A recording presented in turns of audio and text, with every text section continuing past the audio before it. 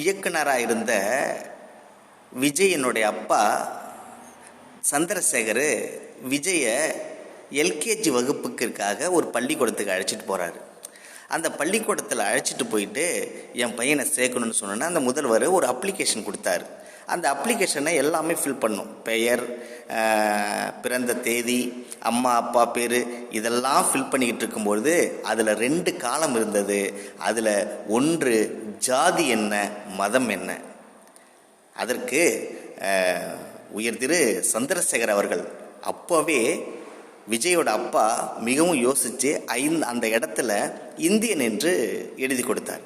அதை வாங்கி பார்த்துட்டு அந்த முதல்வர் என்ன பண்ணார்னா, என்னங்க ஜாதி போட வேண்டிய இடத்துல இந்தியன் எழுதிருக்கீங்க, என்னுடைய ஜாதினா இந்தியன் தான், அப்படி ஜாதியை எழுதி தான் என் பையன் உங்கள் பள்ளியில் படிக்கணும்னா அந்த படிப்பே தேவையில்லை என்று